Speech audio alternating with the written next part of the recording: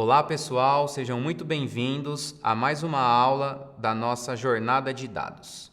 Hoje é a nossa aula 2 e na aula de hoje nós vamos ver aqui no nosso slide, utilizar o Databricks. Iremos utilizar o Databricks para qual finalidade? A criação do cluster e a criação das duas tabelas, a nossa tabela de vendas e a nossa tabela de potencial.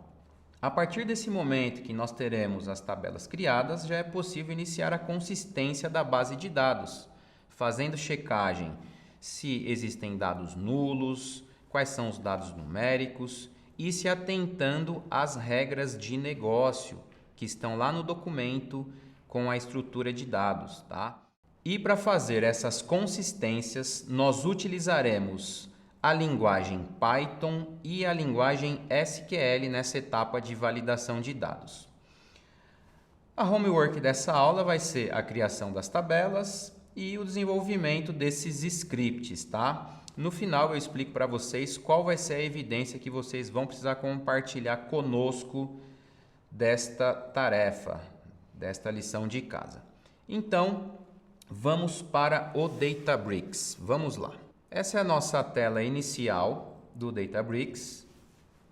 Você precisa aí digitar o e-mail que você se registrou e a sua senha. Então vamos lá, estou digitando aqui a minha senha e logando. Muito bem, estamos agora logados no Databricks. A primeira atividade que nós iremos fazer aqui é criar o nosso cluster, que é a nossa capacidade de processamento dos dados. Para isso, nós vamos aqui em Compute. Aqui em Compute você tem a opção Create Cluster. Clique nessa opção Create Cluster. Dê um nome para o seu cluster. Eu vou chamar o meu cluster de EBAC. Você tem uma opção de selecionar qual que é a versão do Spark que você vai rodar. Então, existem várias versões aqui, tá? 10.4, 10.5. Eu vou deixar aqui na 10.4 mesmo, existem versões anteriores. A instância, né? Aonde ela vai ser criada, em qual região, você tem a possibilidade de escolher. Eu vou deixar em alto e vou clicar em Create Cluster. Aqui em Create Cluster pode levar aqui alguns segundos ou até alguns minutos, tá? Usualmente aqui está levando em torno de 30 a 40 segundos. Nos últimos testes que eu fiz, o cluster já fica pronto para ser utilizado. Mas, basicamente, essa é a etapa de criação de cluster e assim que ele ficar pronto, ele vai aparecer um íconezinho aqui verdinho, com um check falando que ele está pronto e está ok para ser utilizado. Então, assim que ele finalizar, a gente retorna aqui. Maravilha, o cluster está criado e agora nós já podemos subir as nossas tabelas, criar as nossas tabelas dentro do Databricks. Para isso, vá na opção Data, da mesma forma que eu estou fazendo aqui, clique na opção Data.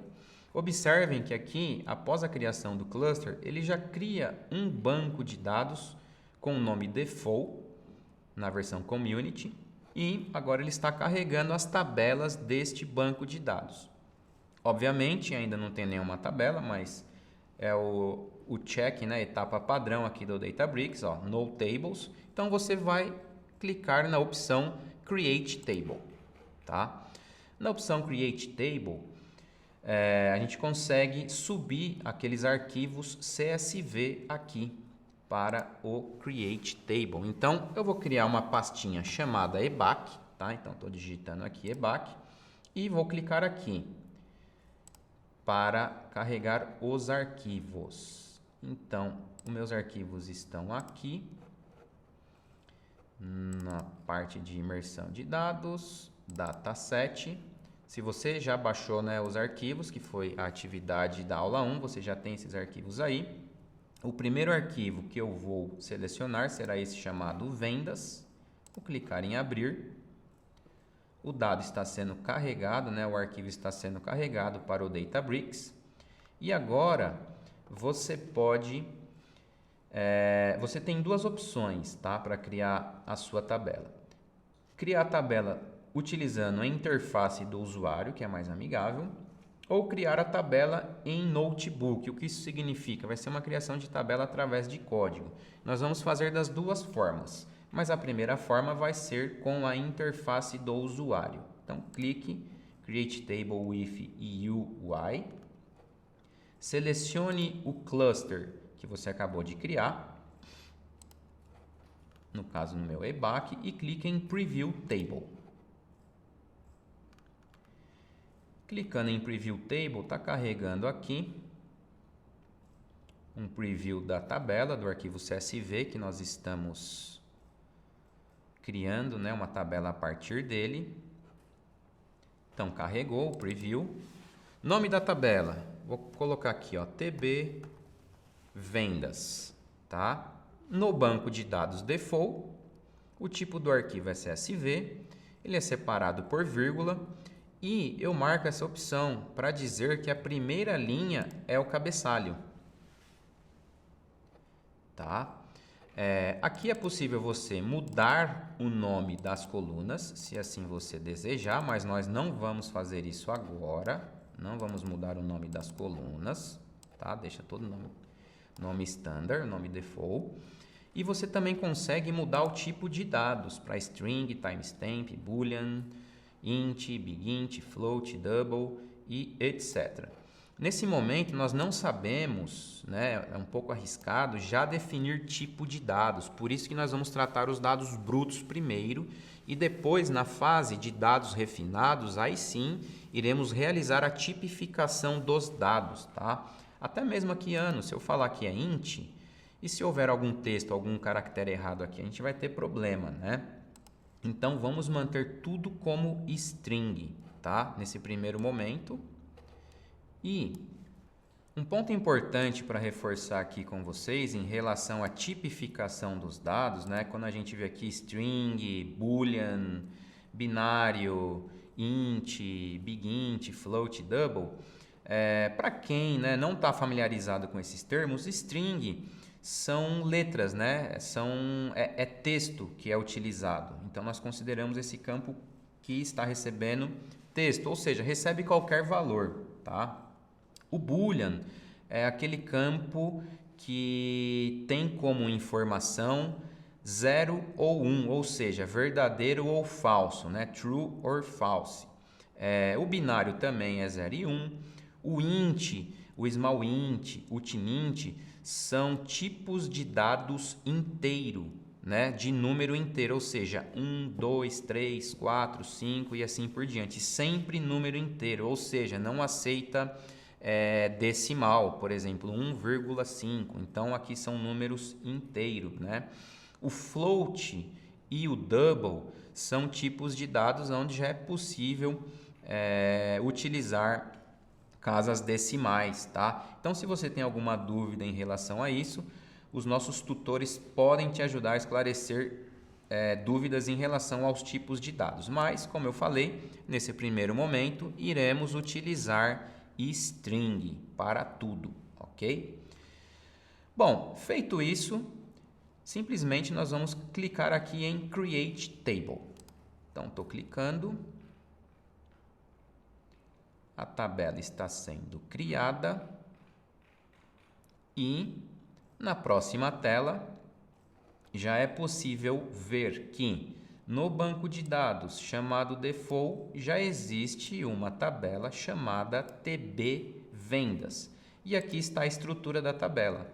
Client ID, categoria. Observem que todos os tipos de dados aqui nós mantemos como string, ok? E aqui abaixo está uma amostra da nossa tabela que foi carregada.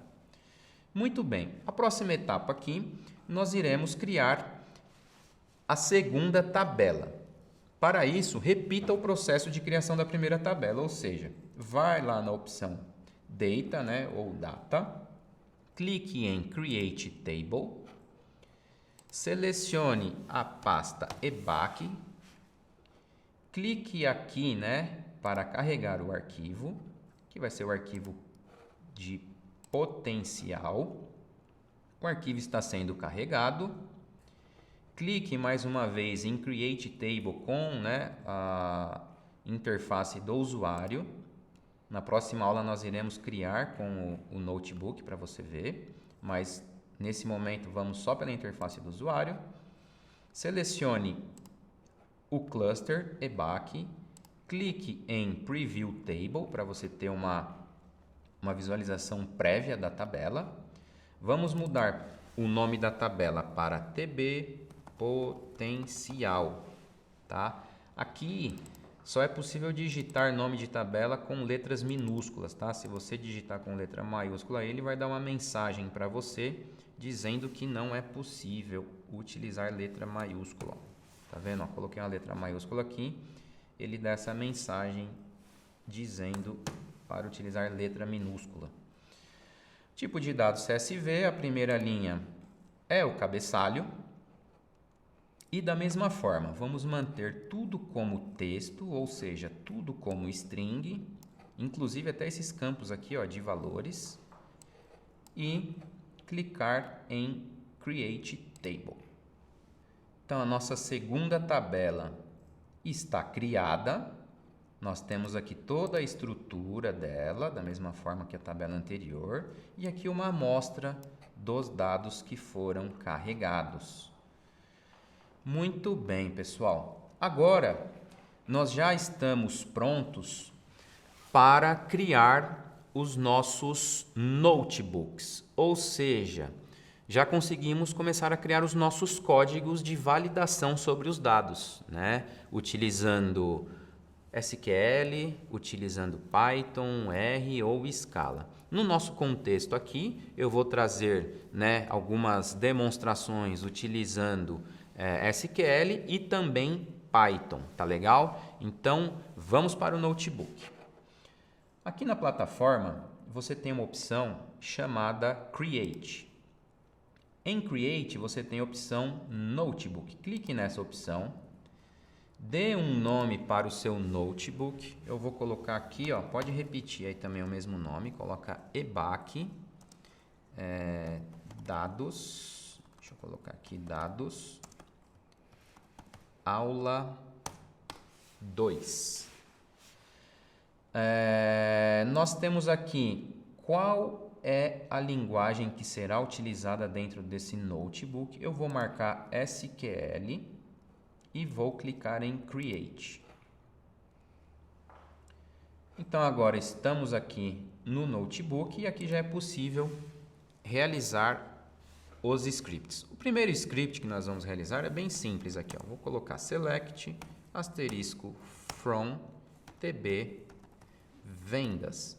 Para executar esse script, basta você simplesmente pressionar aqui, ó, conforme está a instrução, Shift mais Enter, tá? Então, Shift mais Enter, select asterisco from tb vendas, nós temos aqui o resultado na nossa tabela, tá? Ele está mostrando as primeiras 1000 linhas. Na segunda, vamos dar uma olhadinha na segunda tabela, utilizando SQL ainda, select asterisco from tb potencial, Shift Enter, e nós temos a nossa tabela, o resultado. E aí, pessoal, a gente pode começar a utilizar um pouco de Python agora também. Como é que você faz para utilizar Python? Aqui no próximo quadro, que ele já cria automaticamente, você pode ou clicar aqui onde está SQL e mudar para Python, e aí você já pode digitar um código Python. Observe que quando você muda para a linguagem desejada, automaticamente é criada uma tag aqui, né, que diz qual é a linguagem que está sendo usada. O notebook, por default, eu marquei como SQL. Então, tudo que eu digitar aqui, se eu não colocar nenhuma informação de linguagem, ele entende que é o SQL. Porém, se eu quiser utilizar outra linguagem, então marque Python, ou você pode digitar também, tá? Ao invés de selecionar ali pela interface do usuário, você também pode digitar. Então, o primeiro comando que eu vou rodar aqui é uma parte para listar os diretórios que nós estamos utilizando, né? Ou seja, nós não criamos aquele diretório chamado ebac, dbfs. Vou colocar aqui um comentário. Então, se você colocar aqui, ó, db utils.fs de file system, .ls de listar, você pode digitar aqui o caminho, tá? Se vocês observarem, quando nós criamos a nossa tabela, ele mostrou qual era o caminho, tá? Então, esse é o caminho, file store tables ebac. Então, se eu der um Shift Enter aqui, ele está executando, ó, ele retornou. Então, lá no file store ebac, eu tenho o arquivo vendas, que é o arquivo que nós carregamos, e tenho o arquivo vendas potencial, que é o segundo arquivo, tá legal? E no Python, como é que eu faço para no Python fazer da mesma forma que eu fiz aqui no SQL, fazer uma seleção, né? Dar uma olhada aqui, um select asterisco from para ter esse retorno, mas ao invés de utilizar SQL, utilizar Python. Muito bem. Coloque aqui a sintaxe, né? A tag de Python. Automaticamente ele já mudou aqui para Python, como vocês podem observar. E aí no Python você precisa criar um data frame para conseguir visualizar estes dados, tá? Então, para isso, a gente tem este comando aqui, tá? Para otimizar o nosso tempo, eu já trago o comando pronto, você consegue encontrar ele aí nos seus arquivos também. E, por fim, após você criar esse data frame, então aqui é o nome do data frame que eu criei, df_vendas, e aí eu estou usando o Spark para ler o que? No formato CSV, aonde a primeira linha é o cabeçalho, né? E o esquema de dados aqui eu deixei true, que é a parte de detecção dos tipos de dados de cada coluna. E aqui o arquivo que eu estou lendo, né? Que é esse caminho aqui, ó, tá vendo? Esse caminho aqui, ele tá aqui. E aí, feito isso, você criando esse data frame, você pode visualizar ele. Como? Fazendo aqui um display, tem várias formas de fazer isso, tá? A primeira aqui é o display. Você quer mostrar o quê? O data frame que você acabou de criar. Esse display vendas aqui. E se você der um Shift Enter, nós temos aqui o Python, né? Tá criadinho aqui, ó. Então, utilizamos Python para visualizar a tabela. Da mesma forma que nós utilizamos o SQL aqui, um pouquinho abaixo aqui, utilizamos o Python. Então, você percebe a facilidade, a flexibilidade que você tem de ir navegando entre linguagens, né? A linguagem que mais você tem facilidade, você pode utilizar ela aqui dentro do seu Databricks, dentro do seu cluster, tá? No próximo quadro, nós iremos utilizar, né, visualizar a outra tabela, que é basicamente repetir esse comando que está acima, porém mudando, né, a fonte, né, o load aqui do arquivo de potencial. Então, criei um data frame com um nome diferente, mas observem que eu não mudei para Python ainda, né? Então, se eu executar aqui, ele vai dar erro. Então, eu tenho que vir aqui e digitar Python, informar para o notebook que eu estou utilizando Python. Agora sim, Python e Shift Enter, e nós temos a nossa tabela, né? Uma outra forma de visualização dos dados, né, que eu estou utilizando aqui o display, se você simplesmente pegar, vamos mudar aqui para Python de novo, se você simplesmente pegar o nome do data frame, né, underline vendas, que é o nome do data frame, fazer um ponto show, o que você tem aqui, ó? Você também tem o retorno, porém, quando você usa o display, você vê que o retorno é mais organizado, né, em formato de tabela, é mais elegante, vamos assim dizer. Já aqui é um retorno em formato de texto, tá? Aí é só uma pequena diferença para você entender. Utilizando SQL, vamos voltar agora para o SQL para a gente fazendo essa brincadeira. Tem um comando aqui que, se eu der um count com o nome da tabela, eu tenho aqui o resultado, né? Então eu sei que na tabela de vendas eu tenho 14.799 registros, tá? E se eu quiser executar esse mesmo comando utilizando Python? Então vamos ligar a tag de Python aqui. E aí a gente pode fazer o seguinte, ó, display de df vendas ponto count, abre e fecha e executa.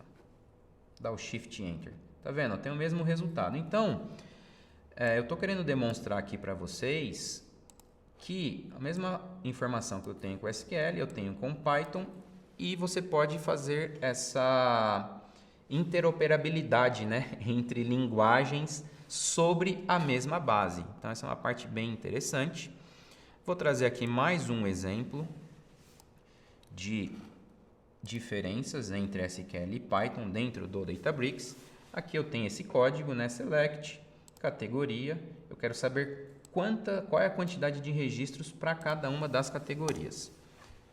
Rodando aqui com Shift Enter, então aqui está a quantidade de cada uma das categorias de registros, né?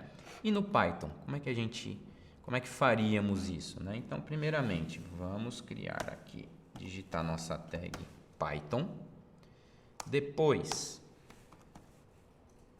vamos colocar aqui o display, comandinho display. E aí, você pode colocar esse comando aqui, ó, que eu vou colocar aqui para você. O nome do data frame, o comando group by no campo de categoria, fazendo a contagem de dados. Com isso, você tem a mesma informação que você tinha aqui com o SQL, tá? E assim vai indo,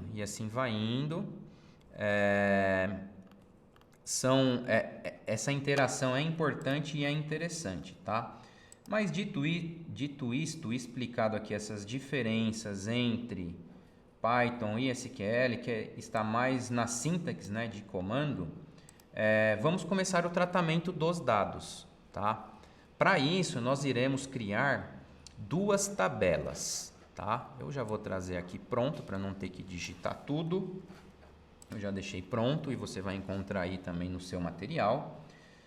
Nós iremos digitar esta sintaxe em SQL, que é um create table, tb vendas final, e agora sim eu começo a fazer a tipagem dos dados, ou seja, o client ID, eu estou falando que ele é número inteiro, a categoria é texto, a subcategoria é texto e assim vai indo, é texto, o ano é número, o mês número, a cidade é texto, o valor é double, porque provavelmente tem valor decimal, e o volume também é double.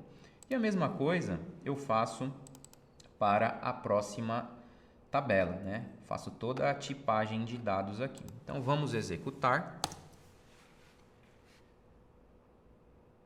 Create table, ele está criando essas duas tabelas.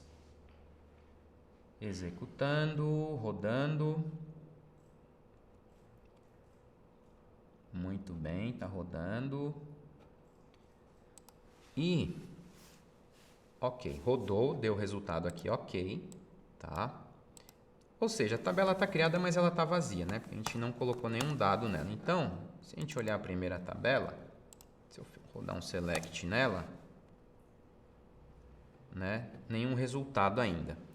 O que nós iremos fazer agora é buscar da tabela inicial que nós criamos e carregar esses dados para as tabelas já com a tipagem correta de dados. E aí nós vamos identificar se começa a acontecer algum problema com os dados ou não e vamos fazer dar essa refinada sobre os dados, tá bom? Para a gente ter dados aqui de qualidade no nosso processo. Então, vamos lá. Nós iremos utilizar aqui este comando, que é um comando de inserção de dados, tá?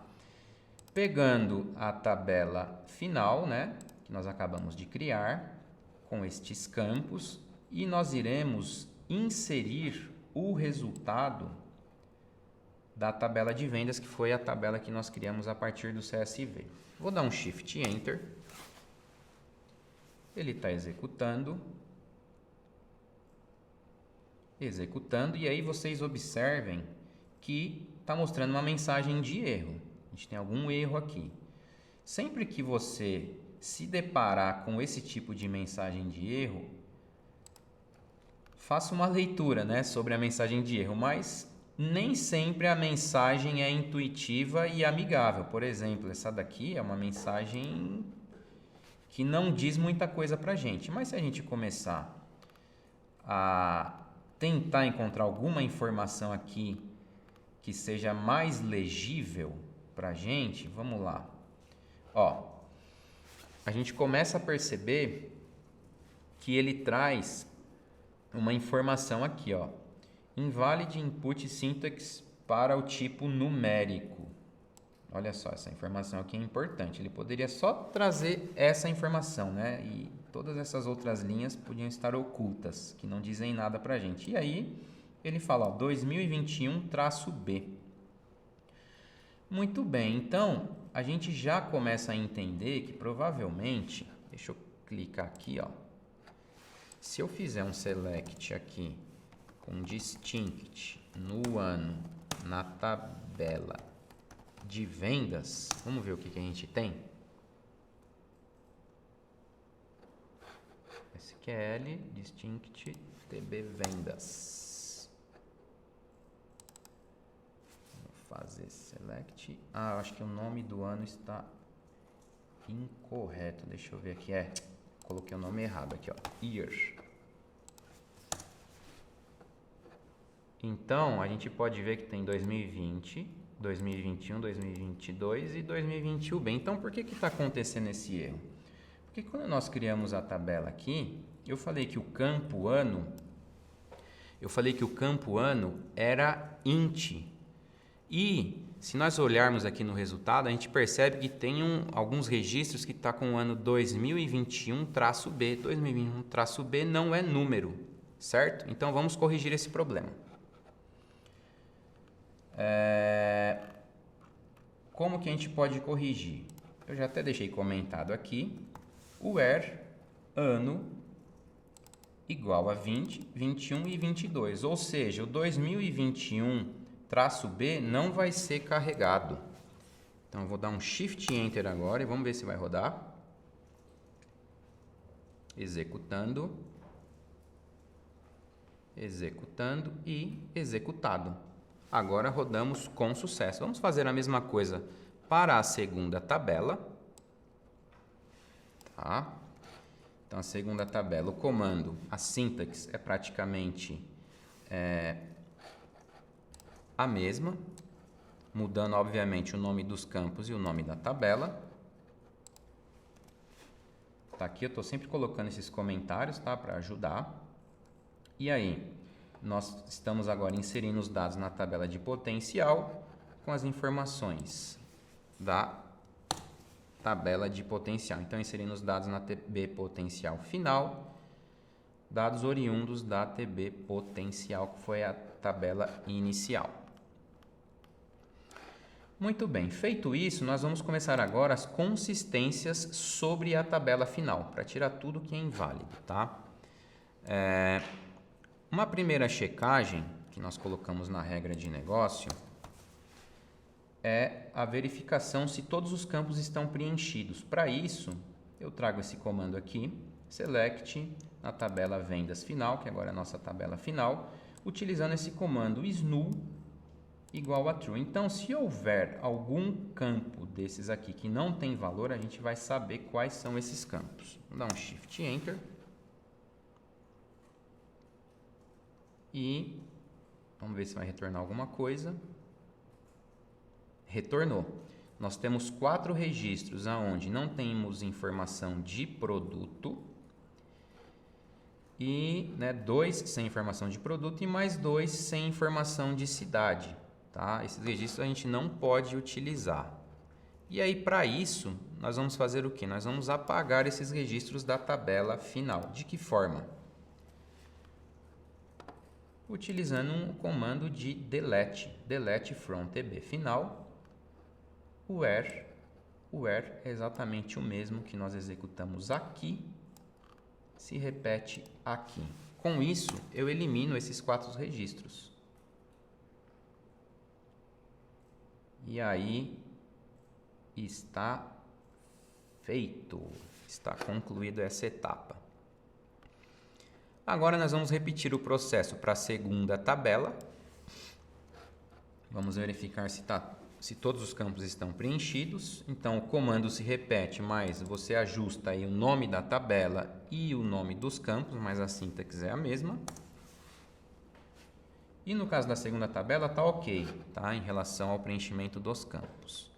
Agora, a gente tem uma checagem da regra de negócio.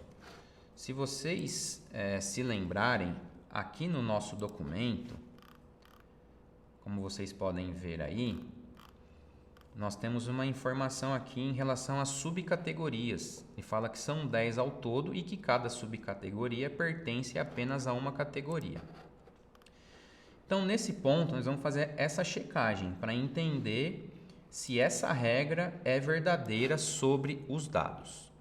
Então, primeiramente, vamos entender a primeira informação, onde ele fala que nós temos 10 subcategorias. Então, select distinct no campo subcategoria, na tabela final de vendas final, ele já está dizendo que nós temos 11 registros, né? Deveriam ser 10. Então, nós temos aqui, ó, subcategoria 99, depois 1, 10, 14 e etc.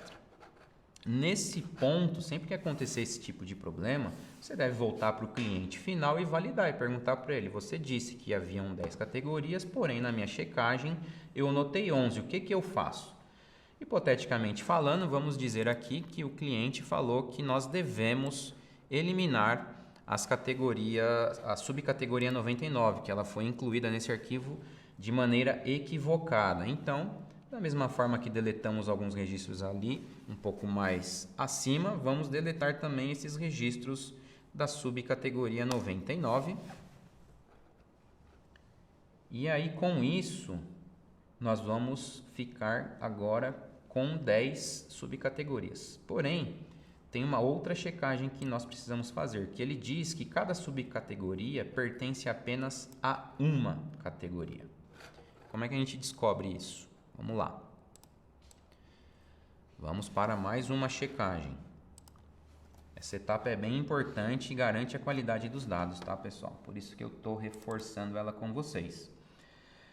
A gente vai rodar esse comando aqui, dando um count na categoria, chamando esse count de quantidade, a subcategoria na tabela de vendas final, agrupando, né, pela subcategoria essa informação. Então, se a gente rodar esse comando, a gente consegue perceber que a subcategoria 8 e a subcategoria 7, elas estão ligadas a mais de uma categoria, né? E aqui ele falou que deve pertencer a apenas uma. Então, elas estão ligadas em mais de uma. Como que se resolve isso? Como que a gente descobre quais são essas outras subcategorias? Então, é simples. A gente faz mais um comando aqui, aonde nós vamos pegar a categoria subcategoria apenas das duas subcategorias em questão, que nós identificamos este problema, para entender. E aí já fica claro para a gente, aqui, ó, que a categoria 7, ela está na categoria XT, XTZ, e a categoria 8 está na categoria CB e XT, tá? Mesma coisa, valida com o cliente. Fala, ó, você disse que deveria pertencer a apenas uma categoria, porém eu estou vendo em mais de uma. O que eu devo fazer? E aí o cliente vai te falar o que deve fazer. Mantém ou ajusta. E se ajusta, quais categorias? No caso, nós iremos remover, né? Vamos partir do princípio que o cliente pediu para remover, que ele gerou equivocadamente essa informação. Então aqui a gente verifica a distribuição das categorias para entender as quantidades. E aí a gente percebe, né, é possível notar que a subcategoria 8 está aqui na CB com 556 registros e na XT com 22. E a 7 está na XT com 30 e na XTZ com 8, tá? E aí, o que que a gente vai fazer? O que que nós iremos fazer? Iremos realizar a exclusão da subcategoria 8 da categoria XT, porque ela tem 22 registros e é aqui o cliente determinou, e a mesma coisa na subcategoria 7. Então, eu vou executar, eliminar esses registros, e com isso, acredito que a nossa base agora, se nós executarmos novamente aqui este comando, né? Vamos voltar aqui, ó, e executar. Agora, cada subcategoria pertence a apenas uma categoria, está da forma correta. E aí, pessoal, para a gente estar encerrando essa parte de limpeza dos dados e codificação, vamos fazer um select aqui na nossa tabela final, para ver como é que ela ficou, tabela de vendas final. Ficou dessa forma. E a nossa tabela potencial final ficou dessa forma, tá? E vamos relembrar aqui o que a gente precisa fazer. Então, homework, você crie as tabelas da mesma forma que realizamos agora aqui em aula e você cria esse código, essa codificação aqui dentro do notebook. E aí você pode utilizar o SQL, o Python para realizar essas etapas.